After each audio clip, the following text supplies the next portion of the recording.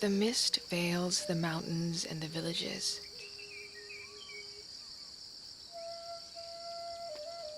Perforated by the 1,000 pricks of pine needles.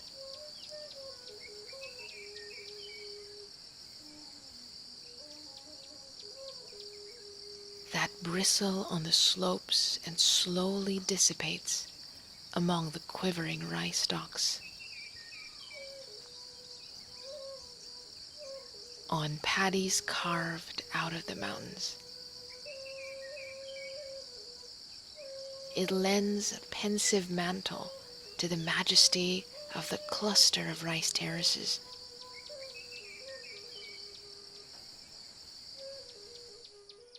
It meets the steam from the villages, coming from the pots where dyes, yarn, and mud mix, which in time and with patience will unfurl as intricate textiles made by deft hands and pulled out from the cultural treasury of a community.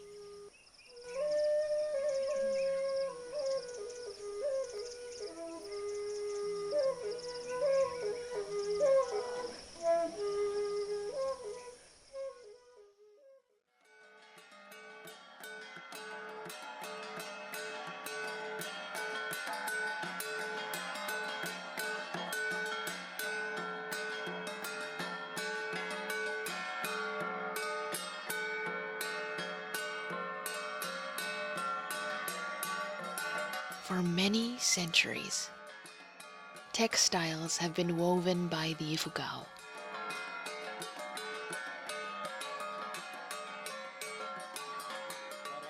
One of the indigenous groups that inhabit the upland interiors of the Cordillera region of northern Luzon Island in the Philippines.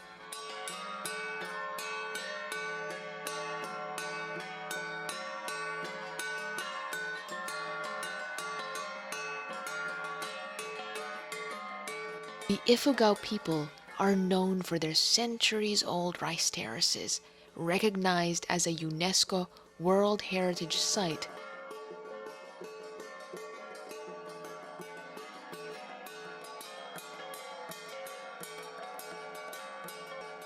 As well as its cycle of chants called Hudhud.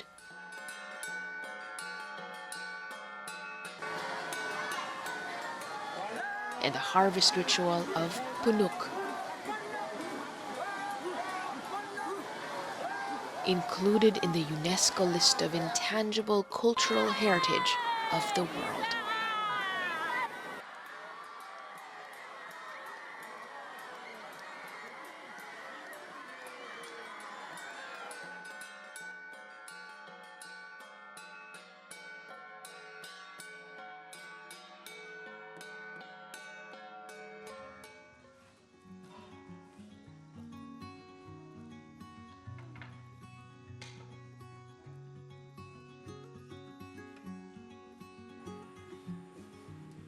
Even in these times, the Ifugao are able to preserve much of its rich traditional culture,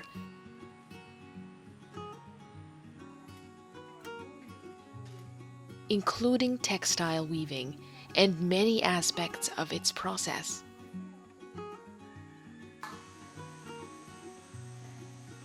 Many indigenous communities in the Philippines still practice hand weaving and the ikat.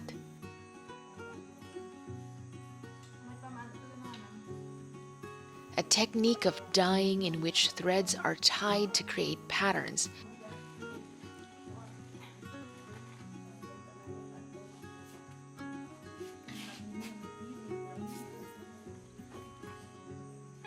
Including the Ifugao, who make textiles of plain weave,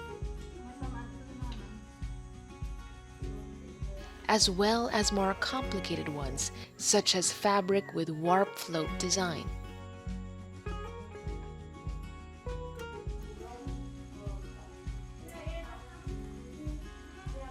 Like many weaving communities in the country, they use the backstrap loom since the olden days.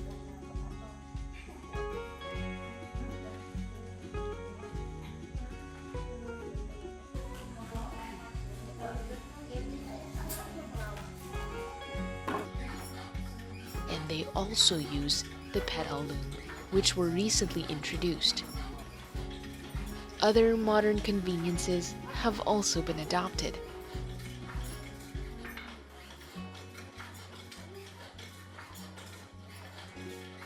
So the process of weaving is first you have to purchase the thread, and we are sorry that we don't grow our own cotton here. Maybe in the future, if the DA or FIDA will help us, then maybe we can grow cotton, because right now cotton is grown in Ipugao, but it's found in Asipulo, and we can grow that. But first, we purchase the cotton from Baguio or Manila. Then we wind it, putting them into balls. And then we warp them.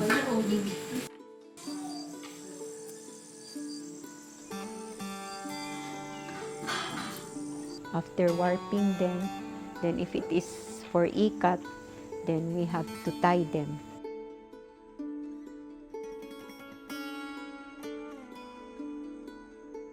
But if it's just for the pick-up design, then we just warp them and then start weaving.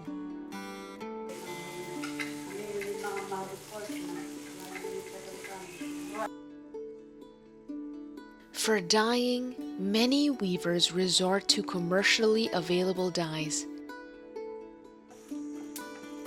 But many still retain the use of traditional vegetable dyes, and more are now rediscovering and reviving this traditional process.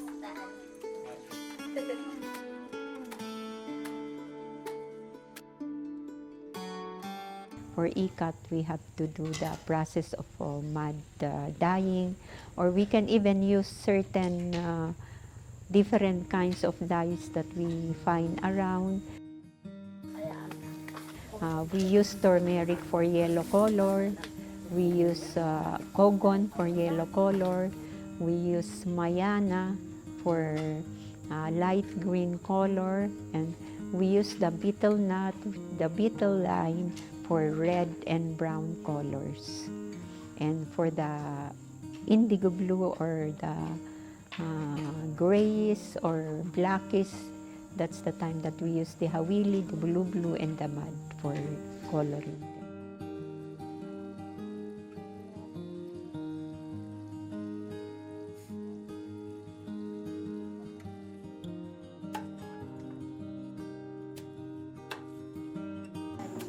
We are using the blue leaf and the bark of the tree, hawili. That is the materials that we are using.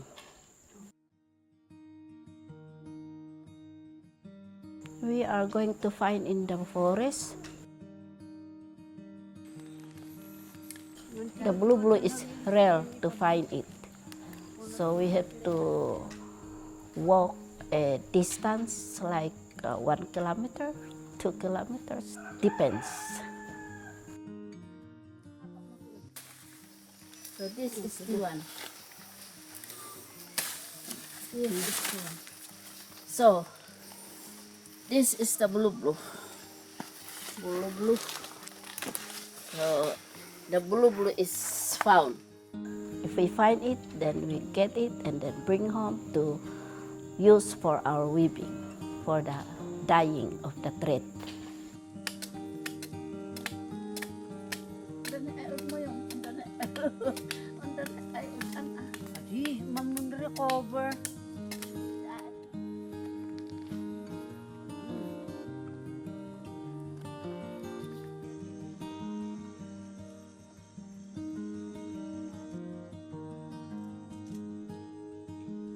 The use of mud in the dyeing process is one of the most interesting aspects of the Ifugao textile making.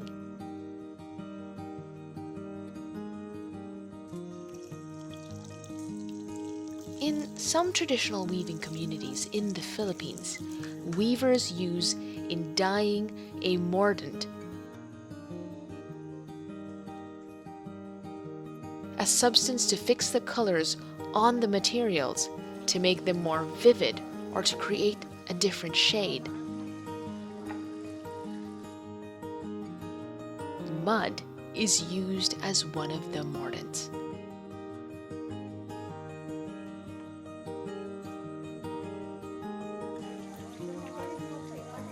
Aside from the Ifugao, the Mandaya and Maguindanao peoples of the southern part of the country and the Bontoc in the Cordillera region also use mud in their traditional dyeing process.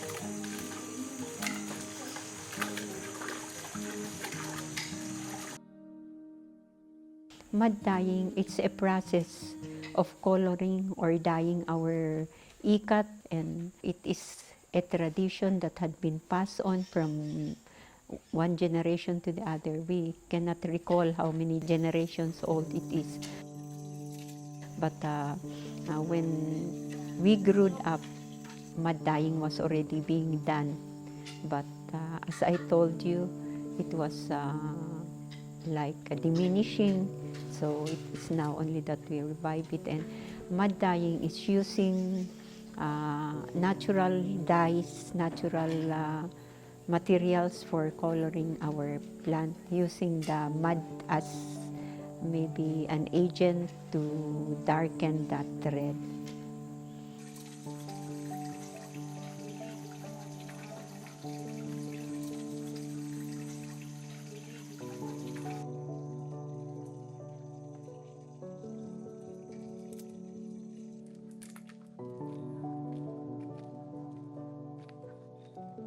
Sa pagkuha po ng putik, pumupunta po kami sa bukid. Kung ano po yung tinuro noon ng mga matatanda na lola na gumamit ng mud, doon lang po kami kumukuha ng mud.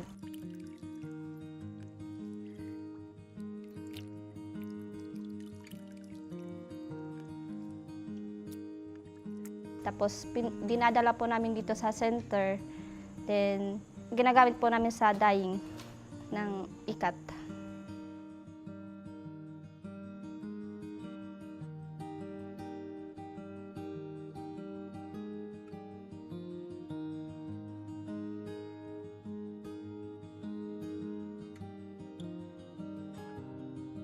There are certain areas in the rice paddies or ponds where they get the most suitable iron-rich mud for the dyeing process.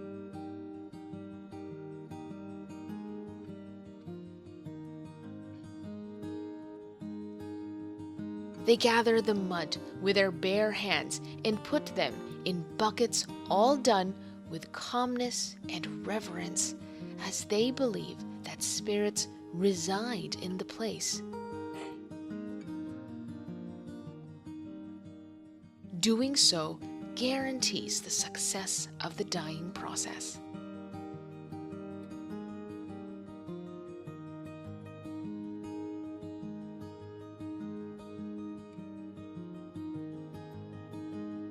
Ot ni hidie en pangalan hipito ya ot hidie into dunan hiapuan imabu abol an nabayag ya adimet mabalin nan udum alon day hituwe nanganangalan mi pito nadamit nan naunan numpun abol di na itutu idanay tena udum ang pito ya adi mabalin.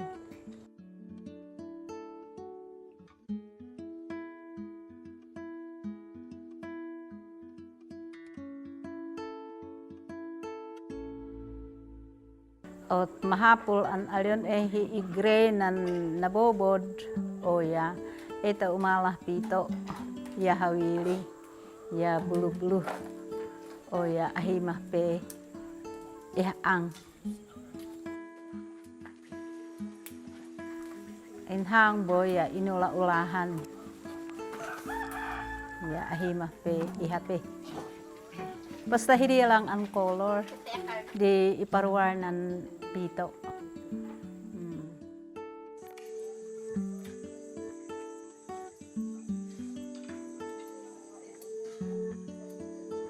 The dyeing process can be tedious,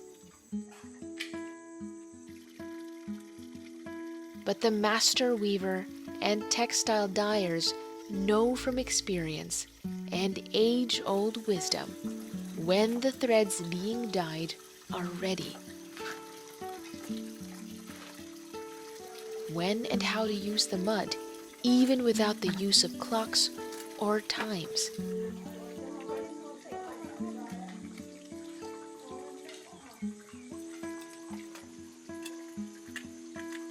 In the old days, this process is accompanied by ritual.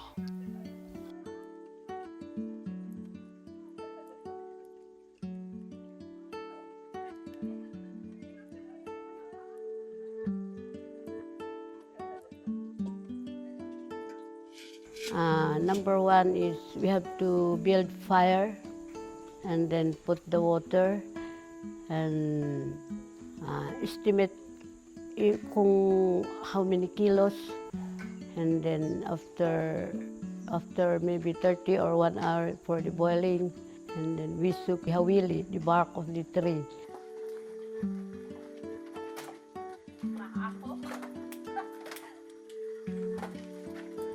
And then when we see that when the bark is parang and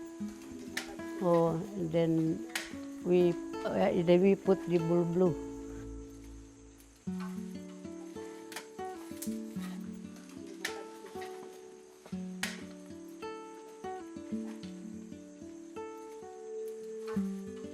We have a timing also that if we see that the blue and the hawili are yung parang may ano pangalan niya.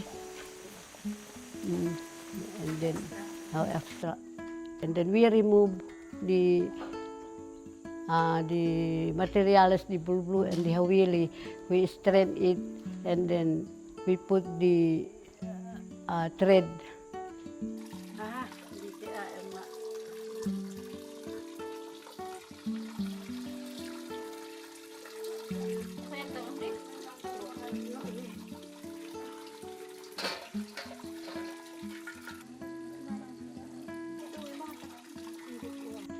Then after an hour also, if we see that the thread is not yet boiled, then we have to repeat it again.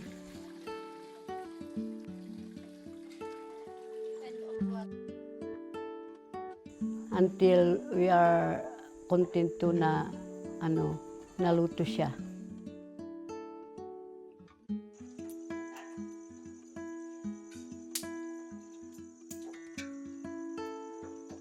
After removing the thread into the bath, then we have to scrub the mud.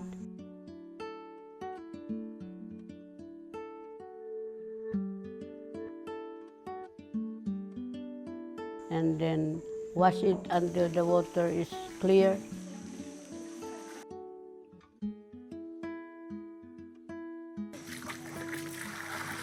And then when the thread is not yet boiled or colored, then we have to put it again and then remove it again and scrub again until when it is already colored.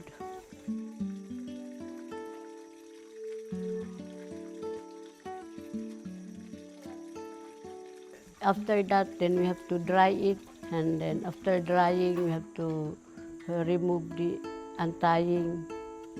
Yan.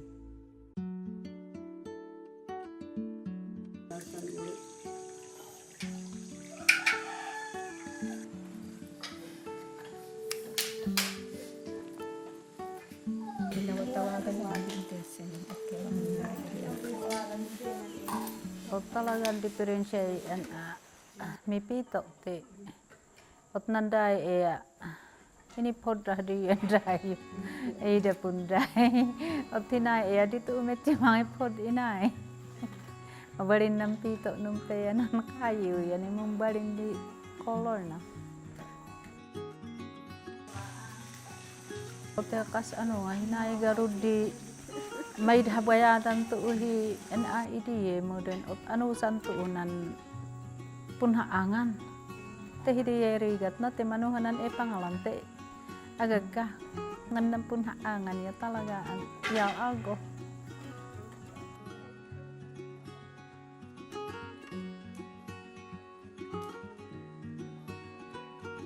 Textile weaving and dyeing also serve a social function, promoting cohesion in the family and community.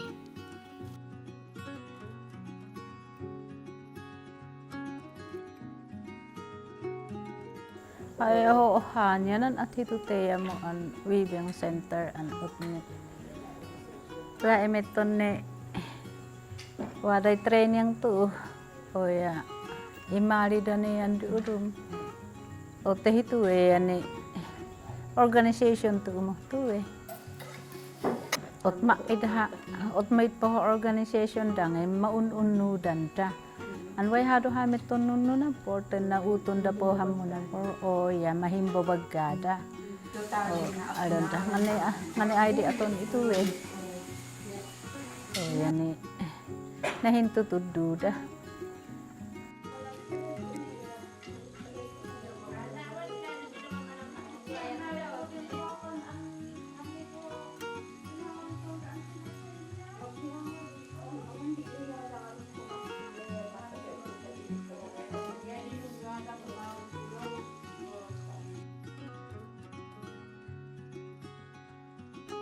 I learned to weave from my mother.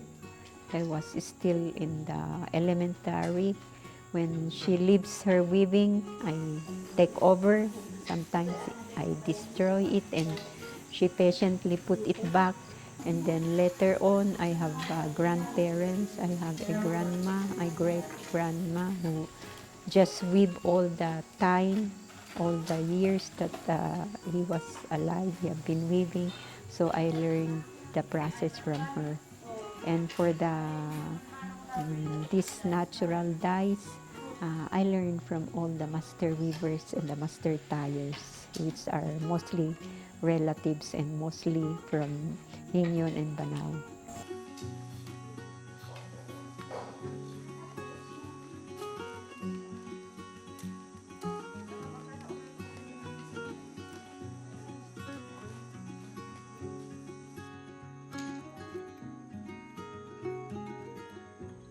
Nun adala apun duduli.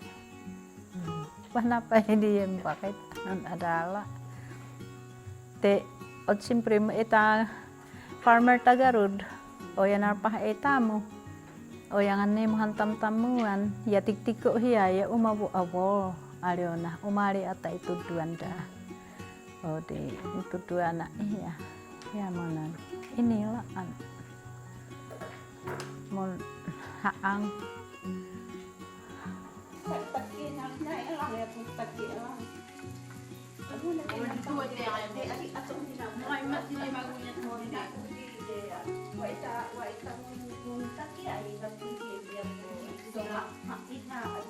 The challenge that we have now is we have very few young people who wants to do it because it's a work of patience and hard labor, and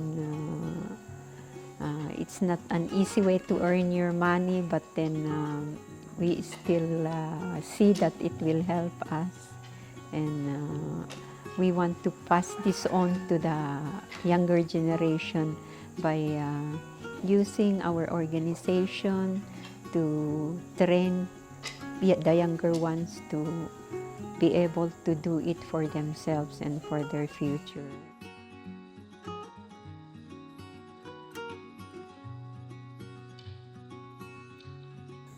At mo galing an itudu atau train yang meton minum tudu ta.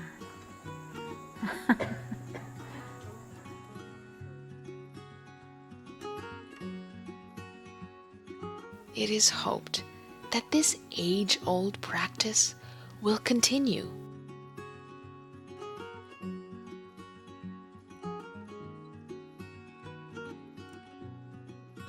reminding them of their native ingenuity